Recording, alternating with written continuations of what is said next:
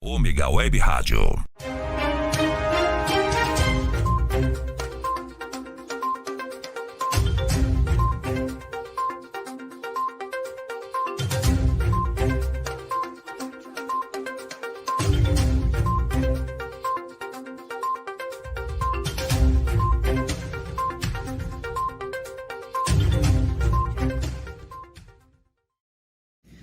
Boa noite. Hoje com mais um programa Fatos em Destaque. Nós vamos falar hoje sobre a nossa região, a região metropolitana de Santos.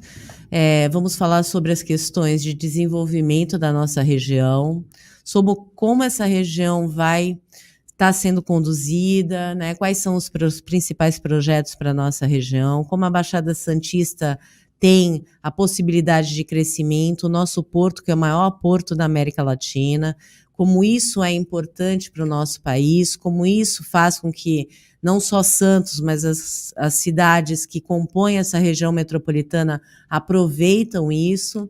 E nós temos aqui uma especialista que vai falar sobre o assunto, que é a nossa secretária adjunto da Prefeitura de Santos, da região metropolitana, né, a Thaís Margarido. Boa noite, Thaís, que já está aqui presente com a gente. Temos na bancada também o jornalista Valentim. Boa noite, Valentim. Boa noite, Raquel. E o Marcelo, que vai conduzir a gente aqui no dia de hoje. Bom, eu agradeço primeiramente, né, a presença da Thaís aqui. Muito obrigada por você ter vindo, né, por ter aceito o nosso convite. E gostaria que você se apresentasse para poder falar um pouquinho aqui sobre a nossa região. Boa noite, Raquel. Boa noite, Valentim. Boa noite, Marcelo, amigos de longa data e principalmente para quem você que nos acompanha. Muito obrigada pelo convite, Raquel. Me senti lisonjeada mesmo por ter me convidado para a gente debater, discutir, trocar ideias sobre a nossa região, né? Então, eu sou jornalista por profissão, 20 anos de carreira, desde que me formei, sempre trabalhei em TV. Então, fui repórter, produtora, apresentadora, editora de texto. Enfim, foram 20 anos muito focada na nossa região, o que me permitiu ter um pouquinho, né, Luiz, de conhecimento das cidades que compõem a nossa região metropolitana. Sempre fiquei muito focada aqui na região, muito tempo de repórter, então como repórter eu tinha a oportunidade de estar lá, de perto, registrando a realidade daquela cidade, daquela comunidade, da população.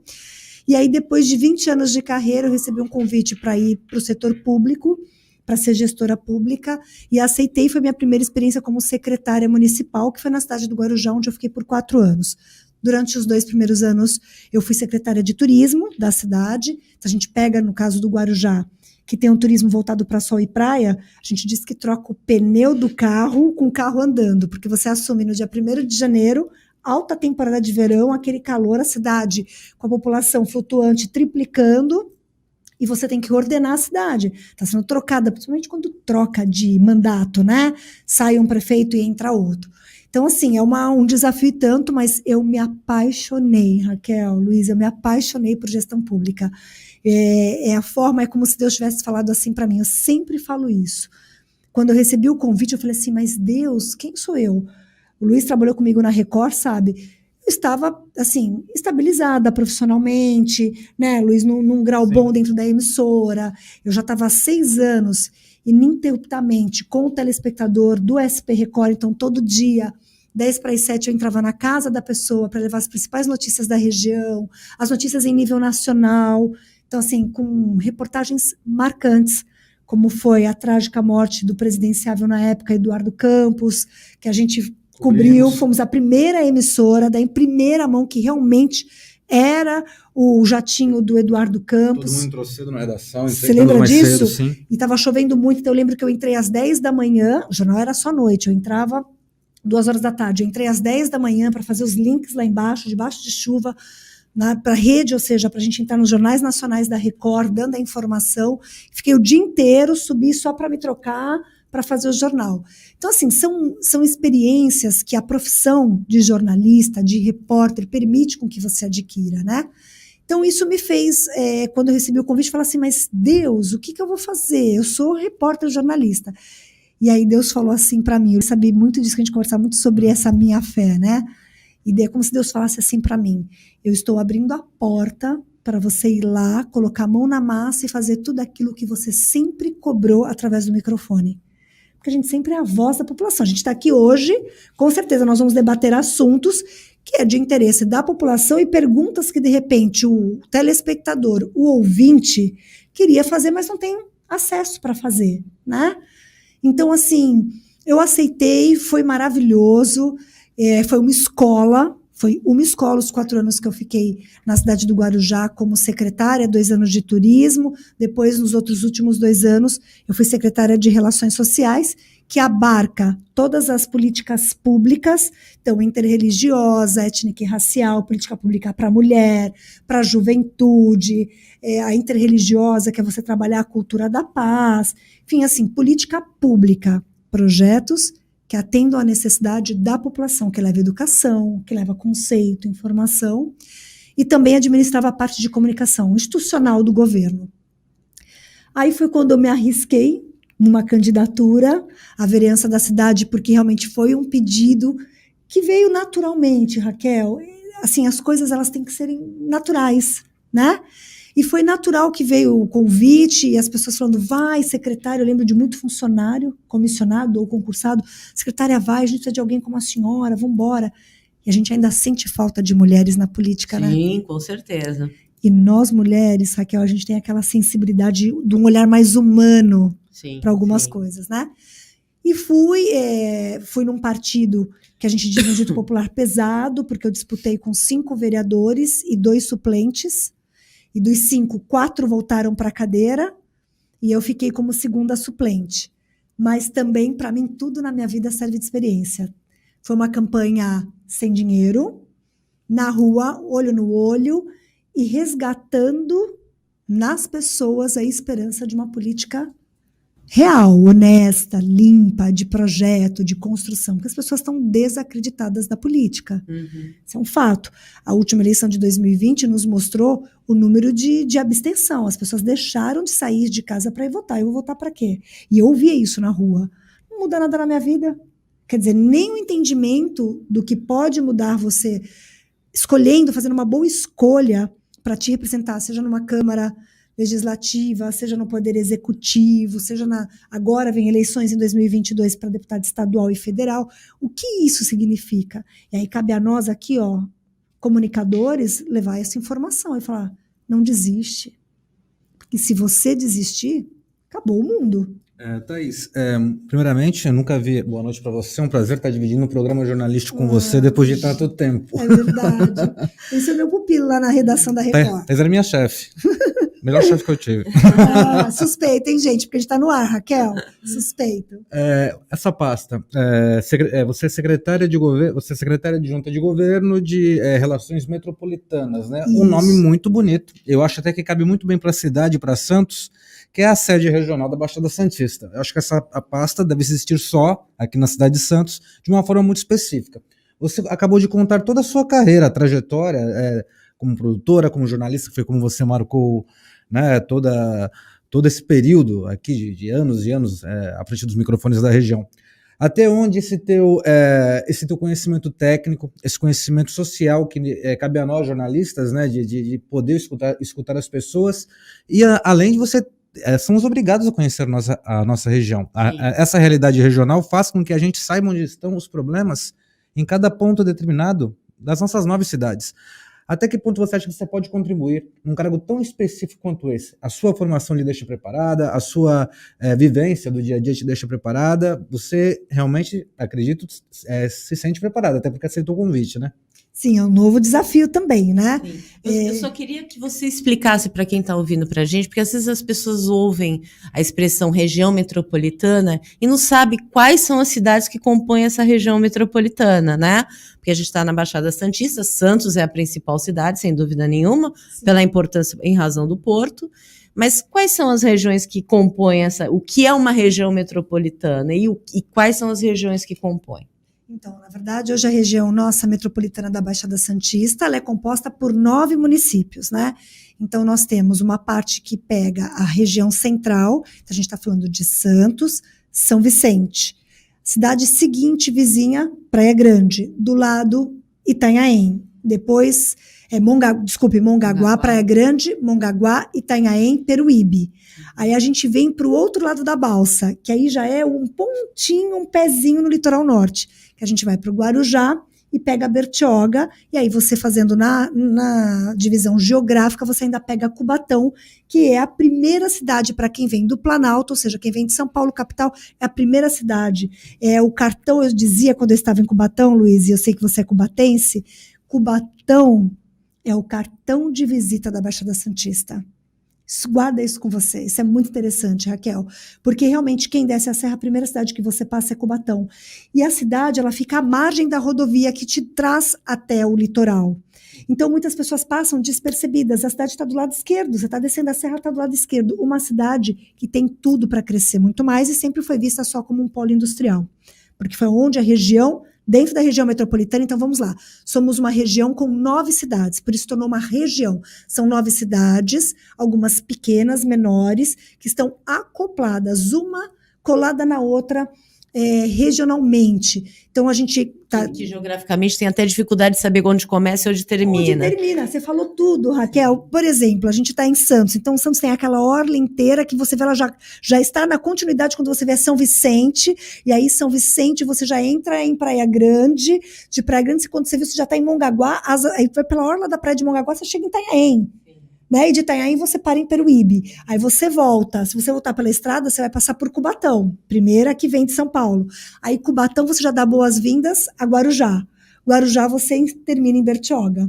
Que aí se for seguindo uma orla marítima ou um mapa marítimo, você vai de sul, Peruíbe, pelo mar, até Bertioga, que aí já é a porta para o litoral norte, que aí depois já vem Boracéia, São Sebastião, aí vem as praias. Então, somos 9 cidades. Região metropolitana da Baixada Santista são 9 cidades. E por que Baixada Santista e Santos é considerada a metrópole? Porque a cidade é uma das mais antigas, há quem se discuta com São Vicente, primeira vila fundada no país, mas de desenvolvimento econômico e capital, Santos foi a primeira cidade, justamente por causa do porto, bem lembrado por você, Raquel.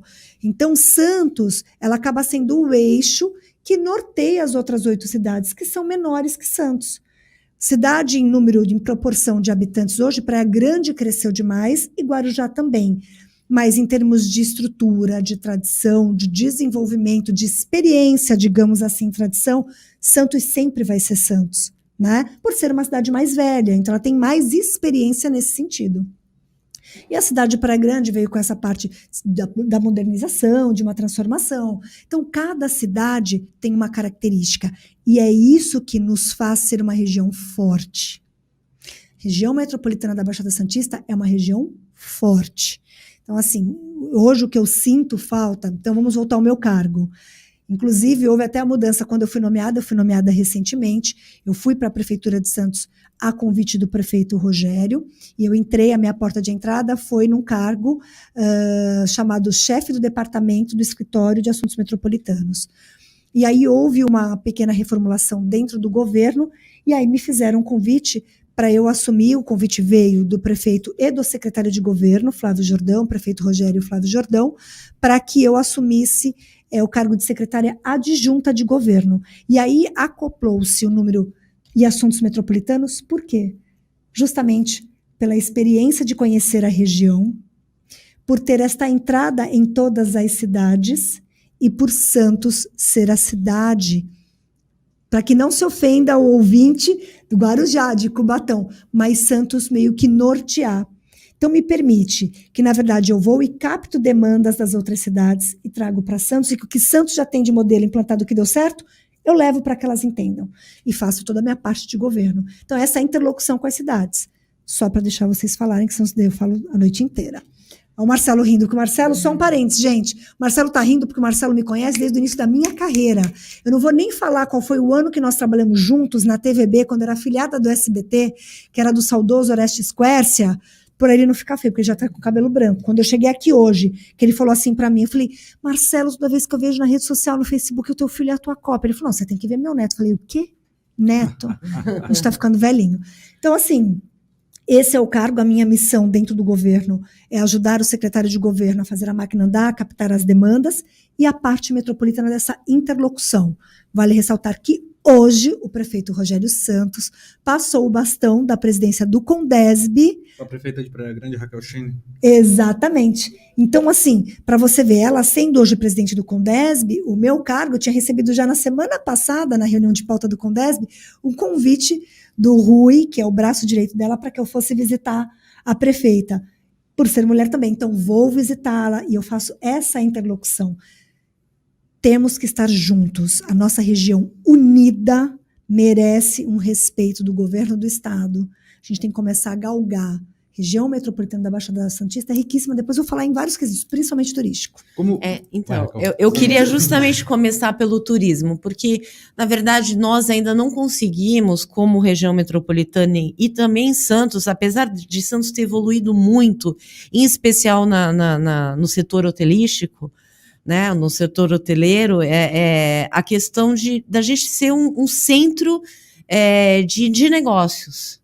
Porque Santos não depende efetivamente do turismo, né? Claramente, Santos é uma cidade que tem toda a sua economia voltada no porto, né? Tanto é verdade que a gente quem mora aqui paga um preço muito caro por isso, porque o custo de vida aqui acaba sendo muito alto em razão de tudo isso, né? Porque a gente tem um PIB elevado para a região, mas na verdade, nós tínhamos outras condições de exploração de turismo. Então, eu acho que a região metropolitana poderia explorar o ecoturismo, que é uma coisa que não faz, né? E a gente tem muita coisa para explorar aqui, e não só em Santos, né? A gente tem muito mais em outras regiões. De Peruíbe para cá, existe uma aldeia de índios, então a gente poderia explorar esse ecoturismo de uma forma muito melhor, que eu não vejo nenhum tipo de iniciativa mais da política pública nesse sentido. A gente vai voltar aí, já tem inclusive o governo federal incentivando o aumento do turismo, dos navios, né, de turismo aqui, e a gente poderia fazer, eu acho que a política pública poderia fazer algumas iniciativas para trazer mais ainda. Então, pegar as escolas de samba, fazer um bem bolado com elas, ter um incentivo nesse sentido, porque os navios chegam aqui e só tem o shopping, muitas vezes, né? Quando você sai do país e vai fazer uma viagem de navio, existem pontos específicos. Você vai para o Rio de Janeiro, o navio vai dizer, olha, tem uma escola de samba ali, tenho isso para fazer. Então, eu acho que a nossa região metropolitana poderia explorar isso de uma forma melhor. Aqui a violência é muito menor do que, por exemplo, no Rio de Janeiro, sim, e a gente teria uma condição de trazer muito mais gente para cá, para esse turismo mesmo, que é um turismo que não é tão explorado, além de agregar um turismo de negócio. E de valor, né? Isso. Raquel, o Luiz sabe, eu fiquei 11 meses, antes de eu vir para cá, para a Prefeitura de Santos, eu estava como secretária de turismo de Cubatão. E quando eu assumi a secretaria, eu cheguei a ouvir de pessoas, mas turismo em Cubatão, você lembra disso, né, Luiz? Turismo em Cubatão, e aí você escuta uma série de coisas, né? Mas o tempo que eu fiquei foram 11 meses. O meu olhar para Cubatão, é isso que eu falava muito para o Luiz, era o meu olhar encantador, eu me encantava com tudo. E eu sempre me perguntei por que Cubatão não trabalhou essa parte do ecoturismo. 44% da costa da Mata Atlântica está dentro do perímetro urbano de Cubatão. Parque Perequê, Cotia Pará, Trilhas, o Itutinga Pilões, que hoje é regido pela CIMA, Secretaria de Infraestrutura e Meio Ambiente, através da subsidiária que é da Fundação Florestal, é Cubatão. Foi ali a primeira vila de Cubatão. Estão lá. Cubatão de Cima. Cubatão de Cima. Sabe, a gente tem lá as estruturas contando a história. Então, assim, Cubatão tem essa vertente, mas as pessoas só viam Cubatão como polo industrial. né, que trouxe, a população que se formou, que é aquela que vindoura, foi aquela que veio, na verdade, para construir a segunda pista da Anchieta, outra para construir a Imigrantes, enfim. Na verdade, Cubatão tem um potencial turístico gigantesco que talvez nunca tenha sido trabalhado de forma organizada, ordenada e de forma profissional. Thaís, essas pastas se entrelaçam, tanto esta que você está ocupando hoje, já que é de assuntos metropolitanos, quanto turismo. Não tem como você não falar de Baixada Santista, se não falar como uma grande metrópole, Sim. que é essa pasta que você está, se não falar da questão do turismo, que vem, como a Thaís bem falou, vem as cidades como praias. Sim. Mas não, há o ecoturismo e há o turismo cultural em São Vicente, toda a história de formação do Brasil, enfim. O caminho de Anchieta. Caminho de Anchieta. E tudo leva a uma outra coisa, logística. Dentro dessa pasta que você está, deve se debater muito a questão da logística, porque a logística é que vai facilitar os moradores da Baixada até os próprios turistas a circularem, a terem acesso. O que vem sendo discutido nessa pasta? Vem sendo discutido o túnel ligando a Zona Leste com a Zona Noroeste, vem sendo discutido a ponte ligando Santos Guarujá. O plano de mobilidade urbana metropolitana. Tem uma ideia muito legal, que é aquela dos teleféricos em cima dos morros. O que vocês têm debatido dentro dessa pasta? Então, na verdade, o primeiro passo foi muito bem destacado pela Raquel. A falta de repente, de uma exploração adequada do que o potencial que a nossa região tem, turisticamente. Então, vamos lá. Nós temos uma oferta para o visitante maravilhosa. Eu tenho o ecoturismo em Cubatão, trilhas, cachoeiras inesquecíveis, uma lagoa azul. Azul mesmo. Dentro de uma área de reserva florestal. Aí eu saio de lá e encontro em Guarujá belas praias, algumas exóticas, água cristalina, areia fininha, branca. Eu saio de lá, eu vou para Santos e encontro toda a história e tradução, um turismo europeu de arquiteturas antigas, seculares. Exatamente. Como o Museu do Café, que é um maravilhoso, espetacular. A Frontaria da Casa Azulejada. Exatamente. Eu tenho o bondinho que faz esse trajeto e nos remete àqueles tempos áureos do café. Sim. História, cultura, tradição. Saio de lá e vou para São Vicente, a primeira vila fundada. Tem a vila que eles montaram como se fosse cenográfica, característica daquela época, começou com uma apresentação, com performance dentro do local, tem a igreja. Eu saio de São Vicente tem a praia.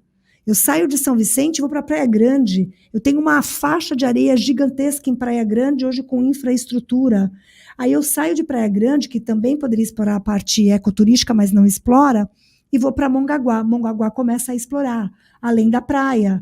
Itanhaém com as aldeias indígenas, assim como Bertioga. Entende? Peruíbe, aldeia indígena e ecoturismo. Não se esqueça que lá a gente tem o rio. Eu tenho o Rio Negro, turismo cultural, Rio Preto. Da Lama Negra é até aquela questão de ufologia que tem em Peruíbe. Sim, então assim, se a gente se organizar, o que hoje essa pasta propõe? Que o CONDESB, o Conselho de Desenvolvimento da Baixada Santista, é justamente para isso, não só se discutir problemas reais de educação, saúde, que são aqueles cruciais, básicos, mas como a nossa região pode avançar e conquistar mais espaço em nível estadual. Turismo é um caminho que a gente ainda não sabe trabalhar, mas por quê? Porque cada cidade trabalha individualmente. Então, Guarujá trabalha sozinho, eu sou a vedete, turismo de sol e praia. Porque Guarujá, na década de 80 e 90, era a vedete, era a pérola do Atlântico. Então, eu me garanto sozinha. Aí, Santos tem a tradição de receber o turismo de negócios, porque eu tenho o porto, eu tenho os escritórios, eu tenho as armadoras dos navios que se instalaram na cidade, eu tenho a alfândega, eu tenho Receita Federal, eu tenho profissionais concursados que vieram morar para cá. Então, Santos tem o desenvolvimento econômico e sustentável. E tem um turismo cultural, de tradição. São Vicente tem aquela encenação, a maior encenação a céu aberto em areia do mundo é em São Vicente.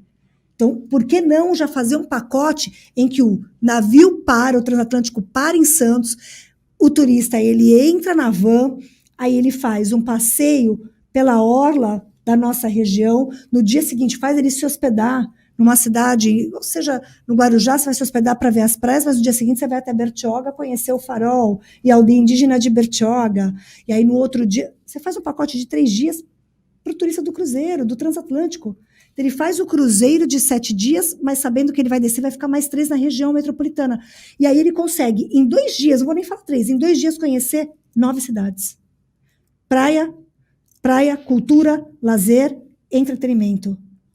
Gente, você entende? Sim. Um programa que só um exemplo pequeno que deu certo e mostrou que era o caminho e parou. Roda São Paulo. Você lembra do programa do Governo do Estado?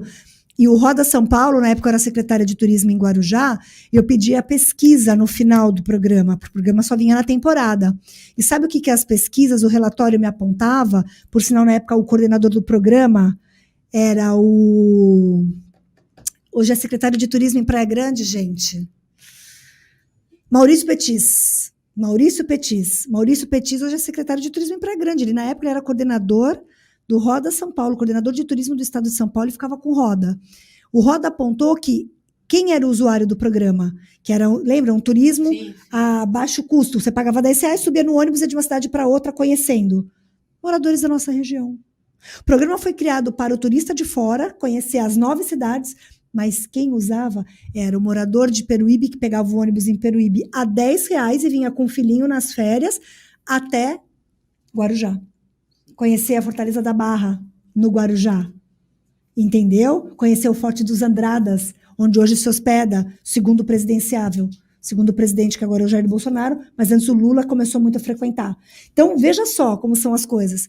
E aí, o que saía, a linha que saía de Guarujá, eram moradores de Guarujá que iam conhecer a aldeia em Peruíbe, ou o Rio da Lama Negra. Entende? Então, assim, isso mostra o quê? Que temos uma oferta, não nos organizamos ainda para nos unirmos. E a quantidade de emprego que isso gera é fora do comum. E que traz de divisas para cá, né? Raquel, acaba a sazonalidade. Isso a gente está falando de turismo. Aí você falou assim, Luiz, a mobilidade, com certeza, é fundamental. Por exemplo, na temporada o Guarujá fica travado. Sim. Ninguém anda. Sim. Então, como é que você vai fazer um turismo se a pessoa fica 1 hora parada na Dom Pedro, que é a que leva a Praia da Enseada, ou leva no Rabo do Dragão, que a gente chama lá, o pessoal chama lá Rabo do Dragão, porque é onde está essa parte das praias exóticas. Tijucupava, São Pedro, Prainha Branca, né, super falada, divulgada nos grupos de turismo de aventura, ou até mesmo nos sites de promoção turística. A pessoa fica parada, você já desiste. Vou perder 1 hora parada dentro de uma cidade, numa avenida. Então, a mobilidade é fundamental. Hoje, o Condesb se discute. A AGEM, que é a Agência Metropolitana da Baixada Santista, que é o órgão vinculado ao governo do estado, já fez um estudo para a implantação de um plano metropolitano de mobilidade, que vai facilitar isso, você interligar as 9 cidades de forma que você consiga ter uma fluidez no trânsito. Qual modal? Ferroviário, VLT, rodoviário, bicicleta. Por que a gente não faz aqui um trajeto pelo mar? As 9 cidades são ligadas pelo mar, por mar e rios. Até Cubatão. Por que você faz um turismo náutico metropolitano? Entende que falta a gente se organizar e ter a umidade, mas esse é o papel do Condesb, e aí eu realmente espero que a prefeita tenha essa visão, como ela tem como secretária de turismo, Maurício Petis, é uma pessoa experiente que pode, de repente, fornecê-la com dados, como a Raquel está questionando agora, Luiz, e você também, para se fazer esse trabalho de desenvolvimento, como gestor atual presidente do Condesb. Como eu falo, como política de Estado, não de governo, porque não adianta eu ter uma política de governo, porque aí muda o governo, aquele projeto é interrompido, e aí aquilo não vai para frente, e a gente tem a região sem um desenvolvimento. Por exemplo, eu acho que aquele Forte de Santo Amaro, a gente tinha tanta coisa como explorar. Eu, por exemplo, não conheço. Eu conheço fortes em vários lugares do Brasil e não conheço aquele ali. Por quê? Porque é uma dificuldade de ir. Então, teria que ter mais incentivo à própria região. Né? Ela cria dificuldades da gente conseguir visitar alguns portais aqui, inclusive. Sim. Né? Então, essa questão, quando eu falo de política pública, é uma política de Estado, que ela não se interrompa com a mudança de governo. Isso é muito importante. Continuidade, Raquel. Sim. E já que você falou de política pública, Raquel, a pasta da Thaís é tão ampla que acho que não tem como entrar nesse assunto também. A gente está falando de turismo, de mobilidade, lógico, a região tem toda essa potencialidade em qualquer cidade que seja. Mas a manutenção de todas essas vertentes, para que o turismo e toda essa funcionalidade venha acontecer, também é importante. O que é que está pegando muito hoje na Baixada é a questão do morador de rua.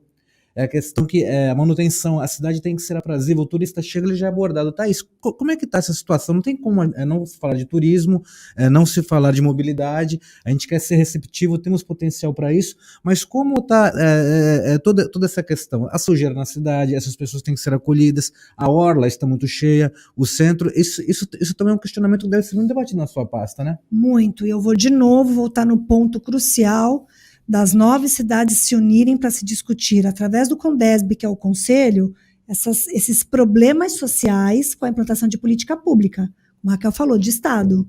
Independentemente de quem seja o presidente sentado lá do CONDESB, ele implanta, com o aval das outras 8 cidades, estamos juntos para continuar. Por quê? Morador de rua. O morador de rua que está, por exemplo, no Guarujá, se ele for andarilho, ele consegue ir até Bertioga. Ele é mutante, ele vai, né? Ele consegue ir pela rodovia, ele vai caminhar, mas ele chega até Bertioga, ele vai parando, toma uma água, no caminho tem como se abastecer disso. Se ele está em Santos, o morador de rua que não é nem de Santos, chegou de algum modo na cidade de Santos, pela entrada da cidade, e aí ele vai para a Orla, ele vai para o Guarujá de graça. Por quê? Porque ele pega a barquinha e a travessia ele não paga de Santos para o Guarujá. Vocês entendem como eles conseguem? Então, o que eu quero dizer com isso, para quem está nos acompanhando? Que não adianta você tratar de forma individual uma única cidade, falar, eu cuido dos meus moradores de rua. Não adianta você cuidar só você. Você precisa buscar um plano de contingenciamento dessa população, de tratar aquele que é dependente químico, aquele que é alcoólatra, aquele que realmente é andarilho, porque ele é andarilho, ele quer viver assim. Até porque a Baixada é vítima disso. É vítima, Sim, porque sim. litoral, praia. Desagam aqui. Desagam. Assim, e alguns, gente, é muito sério esse caso, é algo pra gente trabalhar muito, por isso que eu falo assim, eu sinto muita falta, eu tô, assim, abrindo meu coração, eu sinto muita falta de implantação de políticas públicas metropolitanas, e cabe à minha pasta fazer a gestão do governo de Santos e pegar projetos que deram certo na cidade e ofertar para as outras cidades. E que tenhamos humildade enquanto gestores sentados na cadeira de falar, ok, deu certo lá, então vou pegar, vou implantar. Não tenha medo, não inventa a roda. Está funcionando? Aproveita. Somos juntos, tem que parar com esse negócio de uma cidade disputar com a outra. Não, somos juntas. Se a gente não se unir, não dermos as mãos, a gente não consegue se tornar nem sequer, com a legislação agora atual do governo do estado, um distrito turístico, que fomenta, que permite captação de recurso, que permite captação de investidores, de empresários para fomentar a região. Gente, Olímpia era o que antes dos parques aquáticos? Nada. Andradina, no interior do estado, tem 7 mil habitantes. Está sendo construído um mega parque aquático lá. Você vai ver o que vai ser Andradina no interior do estado daqui 6 meses. E a gente está com tudo aí. Eu estou com Cotia parado. Eu estou com Parque Perequê em Cubatão parado. Thaís, faz tempo que eu estou querendo perguntar isso para você. Acredito que você esteve lá há muito tempo e acredito que ainda esteja dentro do seu viés, você à frente dessa pasta. Os bairros históricos de Cubatão, como reaproveitar aquela área que foi tão importante para a cidade, para a Baixada Santista, que gerou emprego, lugares bonitos como a Vila Light, que tem uma história fantástica, até na Segunda Guerra Mundial, e também como a Vila Fabril, que tem os túneis. Rochas. Para você entrar na Fabril, é um túnel que passa por baixo da Via Anchieta. Como recuperar, fazer um turismo ali? Você tem uma ideia? Você chegou a ter alguma tratativa enquanto estava como secretária de turismo em Cubatão? Deixou ali um legado para o nosso amigo Fabrício, que hoje está à frente da pasta? Olha, enquanto eu estive lá, o que eu fiz? A primeira coisa era assim, eu sempre tive isso muito em mente. Você precisa organizar o que você já tem em mãos. Não inventa a roda. O que a gente tem? Um Parque Perequê, que já foi a praia do Cubatense, com balneabilidade excelente, um lugar para explorar as trilhas e cachoeiras. Eu preciso dar o mínimo de infraestrutura. Como? Com dinheiro. Tinha dinheiro? Não. Vamos buscar. Como? Convênios através do DADETUR, Departamento de Auxílios às Instâncias Turísticas. Olha que Cubatão é um MIT, município de interesse turístico. Nós tínhamos um recurso anual de 600 mil. Poxa, é pouco, mas eu vou captar esses 600 mil. Ai de mim se não nem captar. Então, nós fizemos convênios em que eu fiz um planejamento fase 1, fase 2, fase 3 do Parque Perequê. Para quê? Da infraestrutura para a gente explorar turisticamente.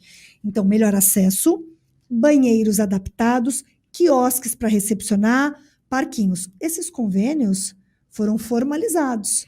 Eu saí de lá, deixei 2 convênios para o prefeito Adhemário assinar e ele assinou. Tem que acompanhar os convênios, porque você assina um convênio, mas aí a próxima fase é a entrega de documentos, certidões. E é isso que o secretário tem que fazer.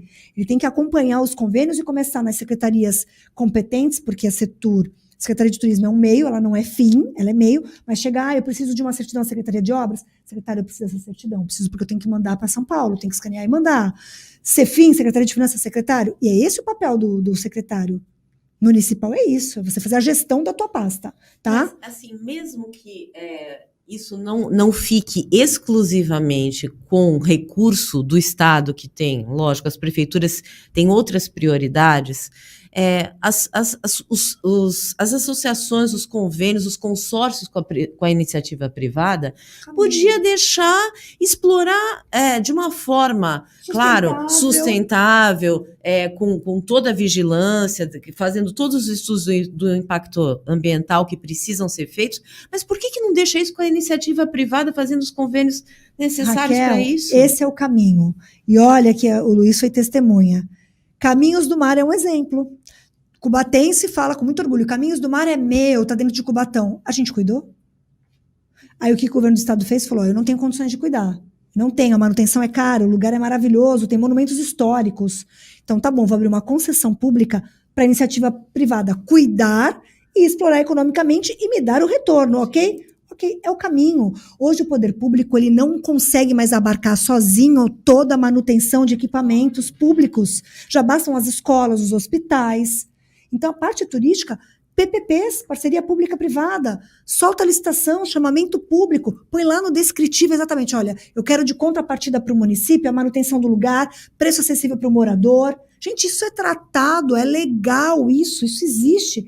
Esse é o caminho, Raquel. E por que não? Quando eu falo muito do distrito turístico, porque seria um caminho para a iniciativa privada virar e falar assim, ó, iniciativa privada, vou fazer um convênio com esse distrito turístico. O que o distrito é? Um lugar, um conglomerado de cidades, como é a nossa região, ou uma cidade com grande potencial. Nós poderíamos ser. Thaís, aproveitando que todo esse processo foi na sua gestão como secretária de turismo de lá, como você deixou o Caminhos do Mar? Aquilo está acreditado faz tempo. Eu lembro que, pelo menos quando era criança, eu subia. E quando eu não subia, eu aprontava, eu driblava o guarda e subia. Mas hoje tem que pagar um valor simbólico, não é? Como é que é o acesso? A agenda? Quantas vezes por semana? Dá uma explicadinha pra gente. O que eu fiz enquanto estive lá? Caminhos do Mar estava fechada, pelo menos 5 anos, né? Que era um espaço realmente cuidado pela Secretaria de Infraestrutura e Meio Ambiente. E Caminhos do Mar foi concessionado. Então, a Parquetur foi a vencedora do chamamento público, da licitação, para explorar por 30 anos o local. E aí, para eles, na pesquisa que eles fizeram, naquele estudo de impacto de viabilidade técnica e econômica, apontava que existem 2 entradas, por São Bernardo do Campo, bem pertinho do Planalto, e entrada por Cubatão. E que por Cubatão, essa entrada não era explorada. Então, em um mês entravam 2 pessoas, enquanto por São Bernardo o número de pessoas, de visitantes ao local era gigantesca, mas é claro, a entrada estava fechada por Cubatão. E aí quando eu soube que eles tinham ganhado a concessão, eu fui em busca do vencedor da concessão, fui lá, bati na porta, me apresentei e falei, olha, eu preciso de vocês. Como assim? Preciso de vocês, que para mim isso aqui é um equipamento turístico, só que vocês estão de costas para Cubatão, sendo que vocês estão dentro de Cubatão. Dá para você abrir a entrada por Cubatão? Ele falou, não, mas como é que eu vou abrir a entrada? Está aqui, ó, o meu estudo apontando. E aí eu provoquei um desafio, falei, se você me abrir a porteira por Cubatão para Caminhos do Mar, eu garanto para você, em um mês, no mínimo, num final de semana, de 30 a 40 pessoas. Ele falou, se você me entregar de 30 a 40 pessoas em um fim de semana, eu abro a porteira de Cubatão e vendo os ingressos na entrada. Falei, é isso que eu quero. Feito o desafio, eles aceitaram, a gente começou hoje para visitar Caminhos do Mar. Você pode entrar por Cubatão, isso movimento turismo regional. Quem é de Praia Grande não precisa mais subir a serra para ir lá. Quem é de Itanhaém, de Mongaguá, vem pela estrada, para em Cubatão e entra. E aí você compra na hora o ticket e visita. Segunda e terça, o parque, segundas, terças, E quartas, eu acho que quarta ainda está, o parque faz a manutenção, até porque eles estão com um trabalho de restauro dos monumentos históricos, com um trabalho muito bonito de arquitetos, estava tudo isso no termo de referência. E aí você compra o ingresso e sobe por Cubatão a pé, e tem a opção, num adicional, de subir de van e descer de van, e vai parando em cada monumento histórico, onde tem sempre um guia de turismo para contar a história do monumento. E bateu a meta de pessoas, de turistas? Nossa, no primeiro final de semana, porque eu também fui correr atrás, né? Qual foi o trabalho que eu fiz? Metropolitanamente, fui lá, Praia Grande, tudo bem, nas agências de turismo, me ajuda, olha, agora sim você não vai pagar. Guarujá, você não, olha, Santos, você não vai pagar pedágio, sai daqui. E aí fiz esse trabalho de network, correndo com as agências e operadoras de viagem, reuni todas num dia em Cubatão, ofertei e falei, me ajudem. E aí começou a falar, Thaís, tá aí. E tá lá o feito, num termo de cooperação técnica. Fora o turista, Thaís, o que você sentiu do próprio cubatense, que tem aquilo como se fosse o maior bem que a cidade tem? O que você sentiu da população? Olha, o Caminhos do Mar está aberto por aqui. Qual foi a reciprocidade que você sentiu? Eu senti uma gratidão de resgatar a abertura, de falar, olha, Cubatão tá aqui, isso aqui é meu, você tem a concessão, mas isso aqui também é meu, deixa eu entrar. Senti uma gratidão do resgate da abertura, mas ao mesmo tempo, depois eu senti uma pressão das pessoas falarem, poxa, eu sou cubatense, morador daqui, você vai cobrar para eu entrar? Mas tudo isso é uma negociação, nada que impeça que no futuro se sente de novo, isso é um papel do gestor da pasta. Vai em nome do governo conversar com a Parquetur, olha, você pode pelo menos 2 vezes no mês abrir para o morador, a gente põe um limite, os 10 primeiros moradores, os 50 primeiros moradores, e libera uma taxa, né? Então assim, tudo é conversar. Mas é o que a gente fala, é um trabalho. Veja hoje Santos. Santos tem um turismo totalmente organizado. O turismo de Santos é organizado. A gente tem. Eu acho que Santos também poderia incentivar um pouco mais a cultura. Já tem um incentivo desse turismo cultural, né? Isso. A gente podia fazer aqui nessa região metropolitana uma flip. Nossa, maravilhoso. Certo? Porque a gente tem muito escritor, hoje só a tá gente em Paraty. tem muito artista. Você falou tudo. A gente tem em Paraty e tem em Poços de Caldas, porque eu já participei de tem Poços eu não sabia. Tem a Flip Poços, em Poços de Caldas. Eu lancei o meu livro lá, por isso que eu sei. Então tem a Flip Poços e tem a em Paraty. A gente podia fazer nessa região aqui uma feira dessa. Então a gente ia abarcar São Paulo inteiro, todos os grandes escritores aqui para a região. E a gente tem hotel para isso, a gente tem infraestrutura. Raquel, vamos lançar um desafio? Eu, enquanto secretária adjunta de governo, posso pegar essa ideia e sentar com o Rafa. Claro. O Rafael Leão é o secretário de Cultura nosso da cidade, faz um trabalho fenomenal, cuida muito da Liga das Escolas de Samba, ele é muito a favor da cultura, o balé na faixa de areia das meninas, faz um trabalho super legal de propor isso para ele, em parceria com a Sectur. Desde que eu também seja convidada, por favor, tudo bem. Não, idealizadora. Gente, quem trouxe a ideia? Pelo amor de Deus, não deixe a Raquel de fora. A ideia foi dela. Eu também não quero ficar por baixo, não, né? Eu também gostaria de dar uma sugestão sobre a cidade de Santos. Quantas igrejas católicas nós temos aqui com uma arquitetura tão bonita? Nossa, se a gente falasse no Embaré, aquela do lado do fórum, assim, é história pura. Olha, hoje eu não vou conseguir te mensurar, porque tem até uma no Morro da Nova Sintra que é super tradicional. Eu não vou conseguir mensurar para você quantas tem. Uma igrejinha pequenininha, coisa mais linda. Nossa, sim. E o Museu de Arte Sacra? Sim. A gente tem um museu de arte sacra. Por exemplo, do lado do Mosteiro de Arte Sacra, a igreja fica praticamente fechada, ela não tem missa mais. Por quê? Porque precisa de manutenção. Então, a gente tem algumas igrejas que elas estão realmente se deteriorando, e aí entra a questão do IPLAN, né? Do IPAN, por quê? Porque para você poder mexer em alguma coisa que é tombado é muito difícil. Então, toda essa questão, existem pessoas que acham que também só o poder público não faz porque não quer. Não, gente, tem muito imóvel no centro de Santos que não pode ser mexido sem autorização. Então, eu sempre digo que é muito legal ter um imóvel tombado se não for o seu, for do vizinho. Né? Impedido de mexer. Porque você não pode pintar, você não pode tirar nada se você não tiver autorização do órgão, que aconteceu com a nossa Escolástica Rosa, que é um lugar esplêndido, cheio de arquitetura, história de Santos está ali, maravilhoso, e que está caindo. né? Então, e aí eu volto a dizer, eu acho que uma participação com a iniciativa privada para uma exploração, deixa uma parte dali, então desde que tenha autorização do órgão, para ser explorada do ponto de vista turístico, abrir um bar naquela região, isso poderia acontecer. A Pinacoteca, Benedito Calixto. Exatamente. Você não mexeu no que é tombado, que é a Pinacoteca, que é o espaço do Casarão Branco, onde abrigou a família Benedito Calixto, se eu não me engano, não foi? Foi isso mesmo. Mas atrás, que era no Jardim de Inverno, tem um bistrô. E tem uma pizzaria agora. Do lado, é verdade, abriu uma pizzaria do outro lado, quer dizer, uma do lado da outra. Sim. Vamos. A gente vai o dia que, se assim permitir, que o secretário de Cultura falar, vamos fazer uma flip, a gente vai lá comemorar. Já que a gente está falando de imóveis antigos, vamos falar do centro histórico um pouquinho, Sim. Porque eu acho que o centro teve todo aquele momento difícil no final da década de 80, né, quando o Santos teve aquela alcunha de capital da AIDS e muita prostituição no centro, enfim. Veio o início dos anos 2000, houve a recuperação do centro, a vitalização, vida noturna, a crescência do comércio. A gente vê que esse boom já passou, não está mais como há 15 ou 20 anos atrás. Há algum projeto, Thaís, de como tentar recuperar o centro, tentar voltar a viver novamente tempos áureos? Sim, na verdade isso é uma meta do prefeito Rogério Santos, com que nós estamos com as atenções voltadas para o Centro Histórico de Santos, e graças a Deus a gente já começa a ver essa retomada, mesmo ainda num ritmo que não é no ritmo que a gente deseja, mas é o ritmo natural das coisas. Então nós temos um projeto de revitalização do Centro Histórico de Santos, tanto do lado empresarial, trazendo de volta para os prédios antigos, para aqueles imóveis que estão em locação. Tá abandonada. A gente vai trazer de volta o empresariado, então isso já começou, inclusive tem um grande laboratório, procurou o governo, interessado, ele fez a aquisição de um imóvel e aí ele precisou expandir o laboratório que atende a Receita Federal, e aí ele foi nos procurar para saber de quem era o prédio ao lado para ele poder comprar e fazer uma interligação entre os dois imóveis. Então, assim, a gente tem sentido essa procura porque a gente tem começado a fazer esse network de vender o Centro Histórico de Santos, não só para os armadores, como era no passado, mas para laboratório, empresas de negócio. Porque a gente perdeu, o Centro de Santos perdeu quando vieram as construções dos novos prédios de negócios, né? Os business buildings, que é aquele que vem com sacada, até gourmet, mas é para essa sala de escritório.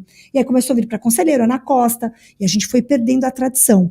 Nós estamos nesse trabalho de resgate, já estamos sentindo o efeito, então trazer o empresariado para dentro do Centro de Santos, automaticamente eu resgato o comerciante e fazer daquele lugar lazer e opção.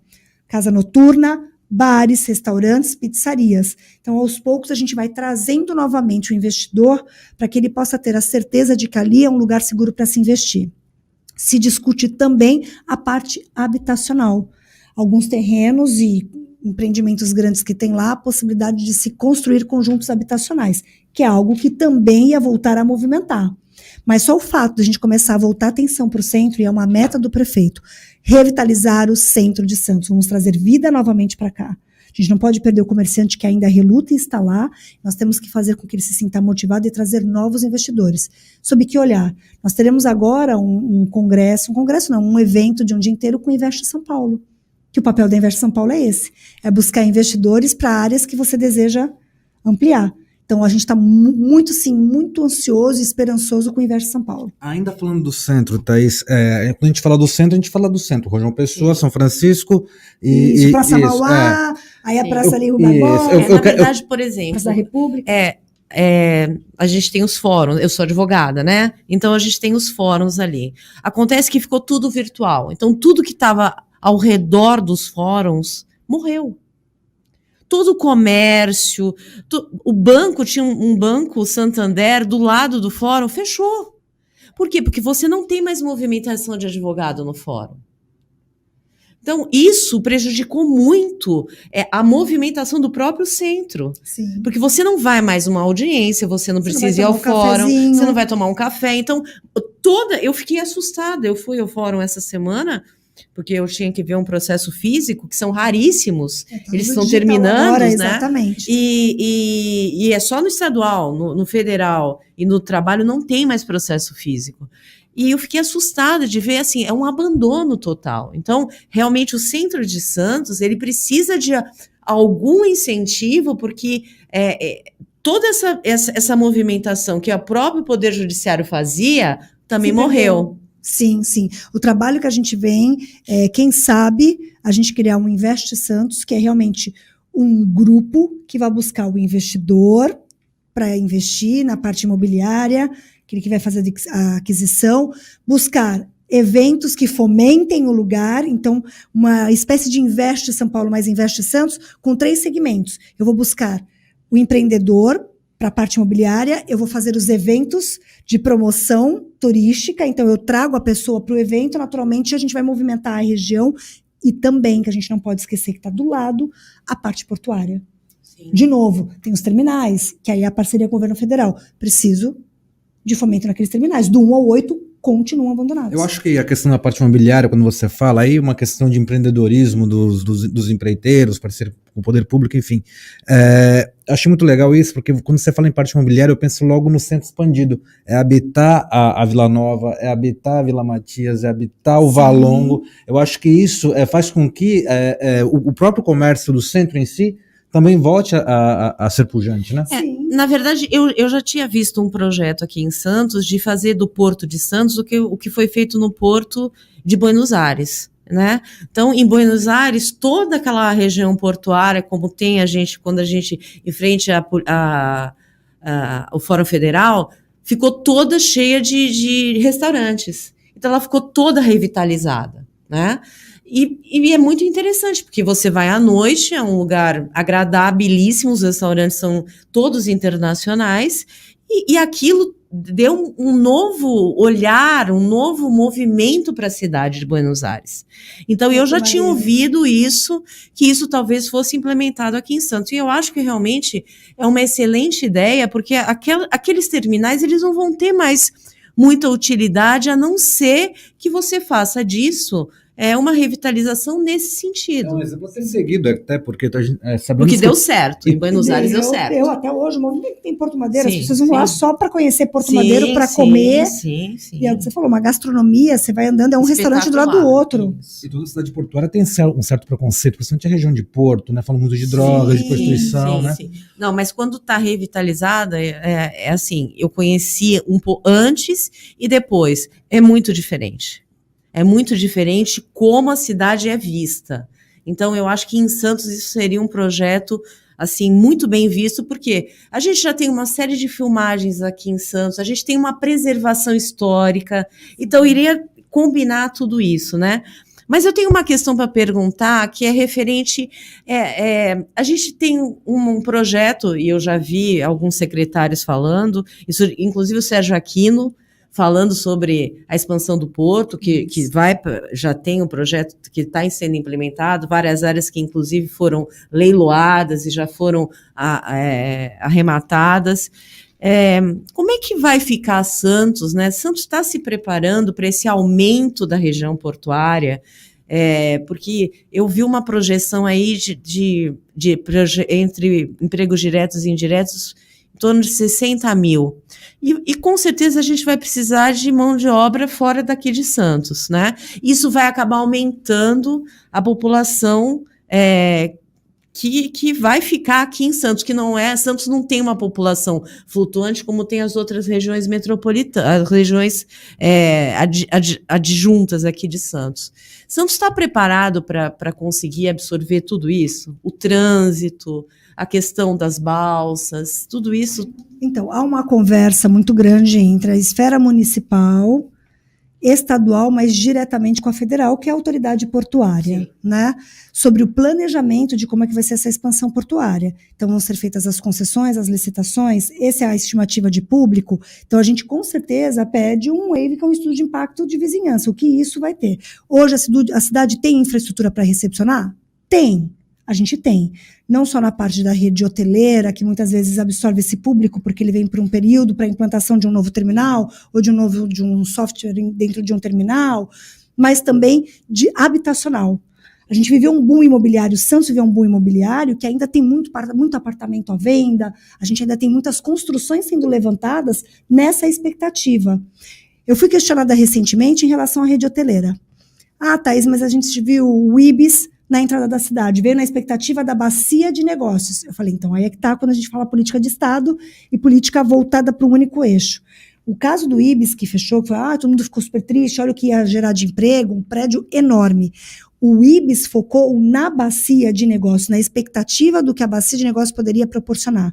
Quando a gente fala sobre um terminal portuário, a gente fala sobre a faixa portuária, a cidade tem que estar preparada. Então, a expectativa do hotel não é num único público-alvo, mas numa gestão plena. Então, hoje a cidade, tanto é que a gente tem a Secretaria de Assuntos Portuários para isso, porque a ligação direta com o governo federal para que se faça sempre planejamento para qualquer ação que cause impacto na cidade. Se hoje você tem um plano anual de gestão de custo na saúde e educação, você vai ter um impacto. Sim. E eu planejo um ano antes o quanto eu vou gastar naquele ano seguinte de gestão. Então, a secretaria é para isso. Com a chegada dos empresários, a gente consegue ter uma dimensão de quem vem. Mas você vai ampliar o teu calado?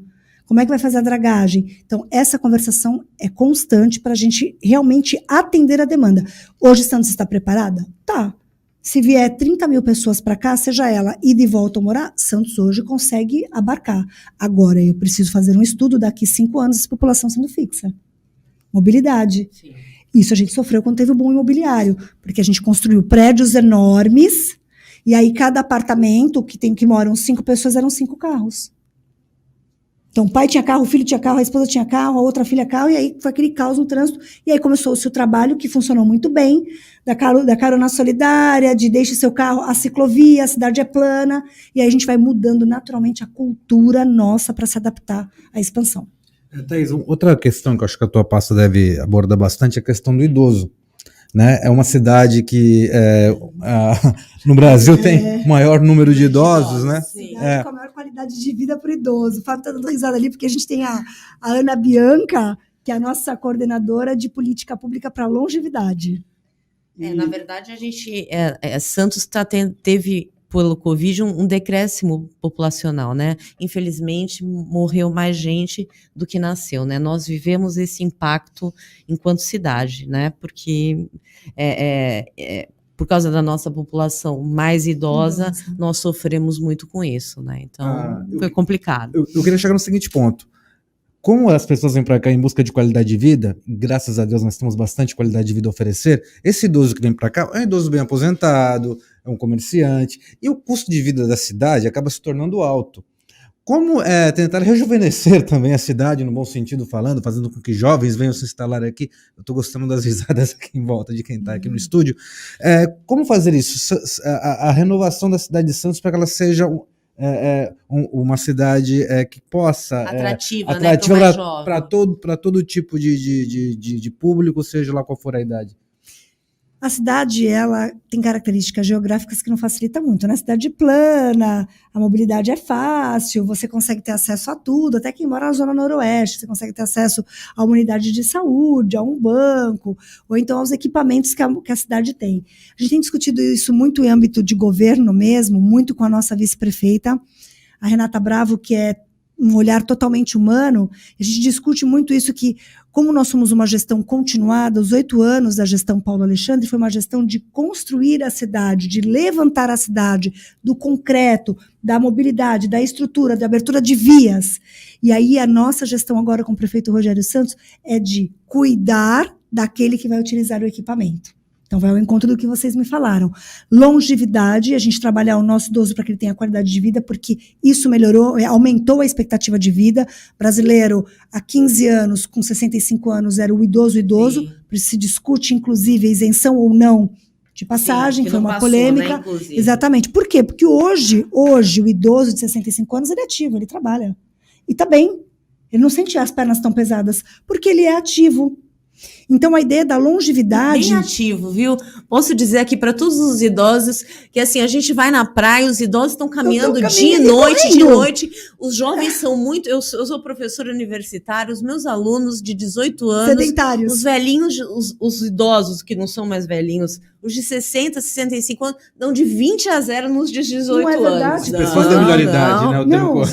Quando eu vejo que eu passo por um idoso correndo na orla de Santos, então já está trotando, eu falo, gente, eu preciso correr.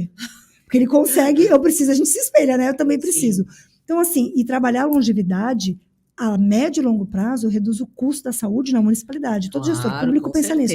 Você diminui o número de leitos, o número de medicação gratuita que você tem que distribuir, enfim, é uma cadeia.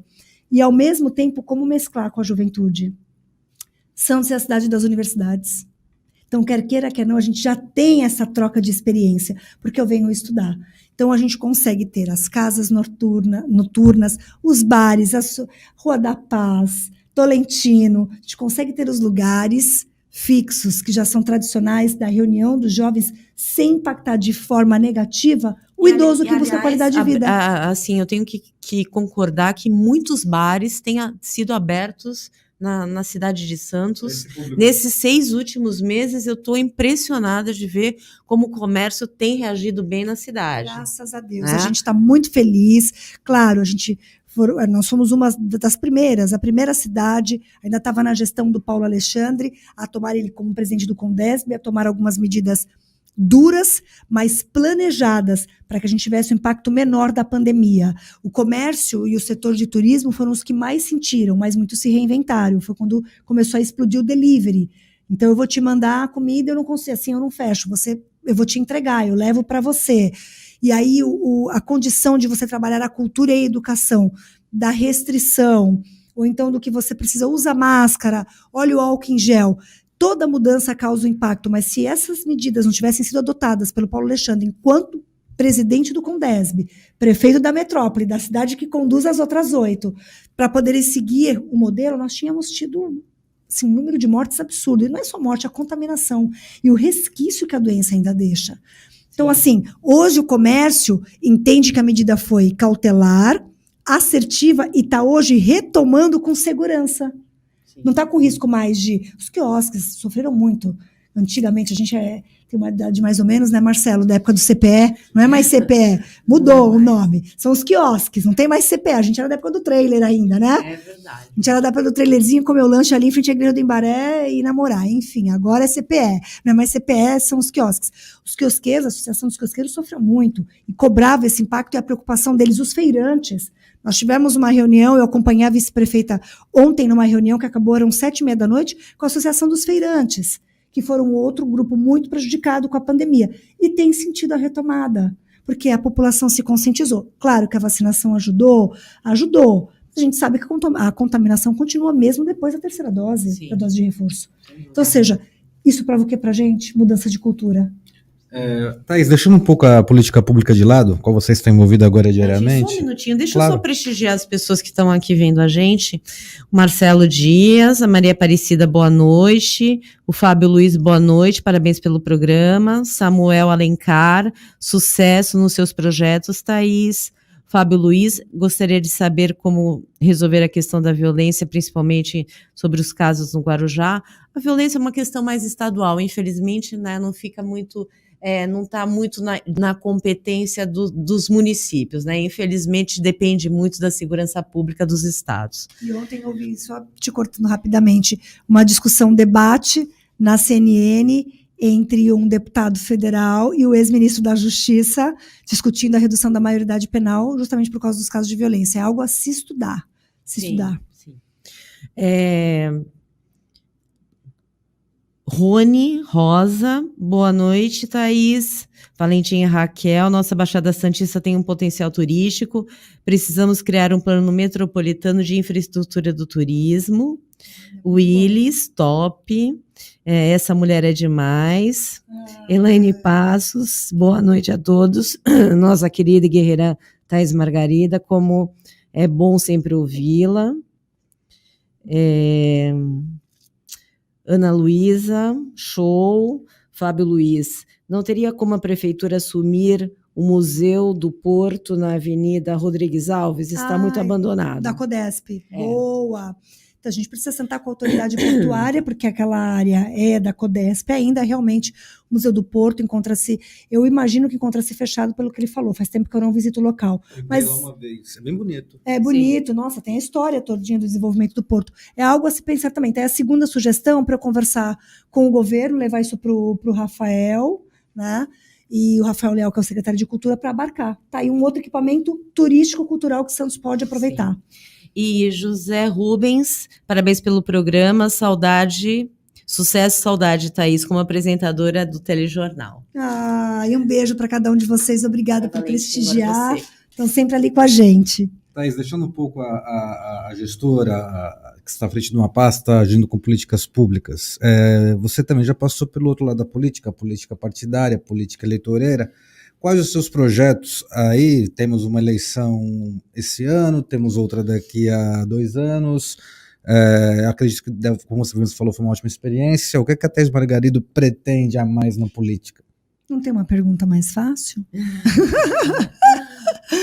Olha, no momento eu estou muito focada e muito feliz com a oportunidade que foi me dada, né, de passar pela cidade de Santos, estar como secretária adjunta. Eu estou muito focada em ajudar a máquina a andar, Santos avançar cada vez mais, a gente mostrar que realmente é uma gestão de continuidade, é uma gestão que só faz Santos avançar ainda mais, o santista voltar cada vez mais a ter orgulho de ser santista. Minha cidade é linda, a minha cidade tem tudo, eu tenho infraestrutura, vem para cá, quantos empregos Santos não gera para o morador de São Vicente, de Praia Grande, de Guarujá? Então é a cidade de potência mesmo, é a máquina, sabe? Aquela que vai propulsora, ela vai. Então eu estou muito feliz. Neste momento, hoje, eu não tenho, não posso dizer para você, hoje eu posso te falar com muita segurança, não sou pré-candidata ou candidata a deputada, nem a federal, nem a estadual. Hoje, no momento, eu sou secretária adjunta de governo e estou muito feliz no cargo e muito focada em fazer, dar o meu melhor, contribuir com um pouco de experiência que eu tive, passando, é a 3ª cidade, talvez por isso, também assuntos metropolitanos, 4 anos de Guarujá, 1 ano de Cubatão, e agora à frente da secretaria junto com o Flávio Jordão em Santos. Então, eu estou muito disposta e feliz em contribuir, colaborar e aprender cada vez mais. Mas é claro que tudo isso serve de bagagem para a gente depois, de repente, buscar ocupar um lugar para colocar em prática o que a gente já tem feito, para melhorar, fazer uma cidade avançar. Então, assim, eu estou à disposição. Hoje, eu não sou candidata a nada, eu sou secretária adjunta de governo e assuntos metropolitanos da Prefeitura de Santos. É claro que as eleições estão aí, eu já tenho um candidato a deputado federal, sim, que eu vou trabalhar justamente por conhecer o trabalho que ele desenvolveu. Então, eu vejo nele algo que é uma política pública de gestão e de planejamento que deu certo, né? Então, o Paulo Alexandre deve vir a deputado federal, terá o meu total apoio e, com certeza, eu já declaro aqui o meu apoio e apoio de amigos meus que eu sei que também apostam, porque ele também é uma pessoa de visão, né? Hoje a gente está lá, eu estou no governo do Rogério Santos, colhendo os frutos que foi plantado por ele lá. E é o que a gente conversou muito, eu e a vice-prefeita Renata Bravo, que agora a parte o Paulo Alexandre construiu a cidade para o Santista, e essa gestão do prefeito Rogério Santos, o prefeito falou, Thaís, nós vamos preparar o Santista para que ele usufrua da melhor maneira possível a cidade, com a política pública. Então eu tenho que atender bem a mulher, ela tem que ter uma rede de atendimento gratuito para ela, eu tenho que atender bem o idoso, então a gente vai trabalhar a política pública da longevidade, para que ele se sinta... Imagina, a gente lançou hoje, trouxe de volta o projeto Vovô Sabe Tudo. Tem incentivo maior do que ser contador de história, ser um guia de turismo, e por que não? Então, assim, são projetos que deram certo, e que nós vamos continuar e perpetuar. E por que não ofertar para as outras cidades? Então, assim, hoje, essa é a minha posição. Agora, onde Deus me mandar e me levar, aí está na mão de Deus, realmente. O que é muito claro para mim, eu estou aqui para servir.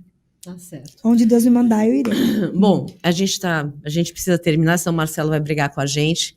Mas eu queria fazer uma colocação. Você começou o programa, né, falando da importância da política.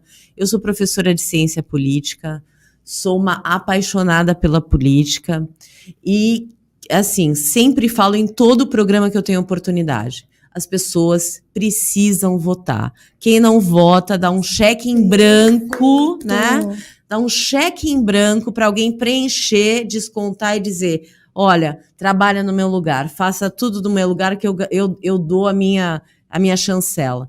Então, as pessoas precisam realmente entender que a política, gostando, não gostando, entendendo, não entendendo, ela faz parte da nossa vida. A gente, por enquanto, só não paga para respirar, não tributa a nossa respiração. E quem faz isso é o legislativo. E depois que é feito, executado pelo executivo. Então, nós não temos escapatória. Temos que saber um pouco de política, entender e pelo menos participar na hora de escolher um candidato, né? E eu queria que você falasse um pouco sobre a questão da mulher na política. Hoje, inclusive, é um tipo penal a mulher ser proibida de participar da vida política. Houve a Lei Maria da Penha incluiu a violência política como um crime, como um tipo penal. Então, assim, como que a mulher, como a diversidade, fazer com que a mulher entre mais na política é importante para que alguns assuntos que são muito específicos da vida feminina possam ter uma visão e um apoio melhor. Professora, eu vou lhe chamar de professora porque eu quero que você me corrija se eu estiver errada, mas essa é a concepção que eu tenho por experiência própria, até para o Marcelo não brigar com a gente, para encerrar o programa. Por que nós temos poucas mulheres na política? É ainda, sim, uma política machista. O sistema ainda é machista, em que eu mando, a mulher, quem é ela? Vai pilotar o fogão, ponto 1. Ponto 2, para nós é muito mais difícil. São poucas as mulheres que conseguem encarar o desafio de ir para uma gestão pública, para assumir uma secretaria, ou sequer ir disputar uma eleição e buscar o voto na rua. Por quê? Porque nós somos mães, donas de casa, profissionais e esposas. Então, eu falo pela minha experiência própria. Talvez, se eu não tivesse o marido que eu tenho, que é companheiro, é jornalista como eu, então ele já estava acostumado, nós estamos casados há 16 anos, ele já estava acostumado de eu estar sempre no meio de homens, de trabalhar com cinegrafista, de trabalhar com o produtor, de fazer viagens internacionais com o meu cinegrafista para fazer reportagens especiais lá fora, de passar 15 dias fora com o cinegrafista no México, na Costa Rica, nos Estados Unidos, a gente de madrugada na mesma suíte do hotel, editando e eu mandando material para poder entrar, você lembra disso, Luiz, para entrar no jornal do dia seguinte? Eu não teria tanto apoio, não seria workaholic como sou, às vezes eu entro na secretaria 9 horas da manhã, saio 8h30 mesmo, porque eu gosto de trabalhar, de fazer, executar, e depois disso, ainda dar atenção para as minhas lideranças, porque eu fui candidata, dar atenção para as minhas lideranças, ouvir os meus amigos, discutir a política, incentivar, resgatar a esperança das pessoas. Você tem que votar, senão você não vai poder reclamar amanhã depois. A hora que você está ausente, você permite que o presente faça o que ele quiser. Então, assim, por isso é difícil. Esse é o principal problema da falta de mulheres na política. E a gente ter a ascensão na política é ainda o machismo que perdura. São poucos os homens que apoiam outras mulheres. Sim. Bom, gente, a gente bateu um papo aqui espetacular com a secretária adjunta Thaís Margarido. Agradeço o Valentim também estar aqui na nossa bancada hoje. Agradeço o Marcelo por a gente ter avançado um pouquinho aqui no horário. Boa noite a todos. Muito obrigado por tudo que foi dito aqui. E gostaria que você só desse uma palavra final para a gente poder encerrar. Olha, eu estou muito feliz. Muito, adorei, eu adoro conversar, levar informação que a gente pode, debater, fazer as pessoas pensarem, vamos junto, né, se unir. Então, muito obrigada mais uma vez pelo convite, professora. Imagina, a gente tem uma professora aqui, eu querendo falar, né? O Luiz, que trabalhou comigo, o Marcelo, eu me sinto em casa, fiquei muito feliz, obrigada a você que nos acompanha até agora, obrigada a cada um dos meus amigos, que com certeza foi o prestigiar, aquele que também aposta. Eu sei que tem muitos que falam, não desistir da política, mas tudo no seu tempo, política tem tempo certo, né? E estou muito feliz, um beijo no coração de cada um de vocês, estou e sempre estarei aqui, e a minha missão sempre será essa, servir. É para isso que hoje eu estou aqui, abri mão da minha carreira como jornalista e me tornei gestora pública para servir a população. Tá certo. Bom, boa noite a todos, muito obrigada pelo prestígio e pela audiência e até o próximo programa Fatos em Destaque.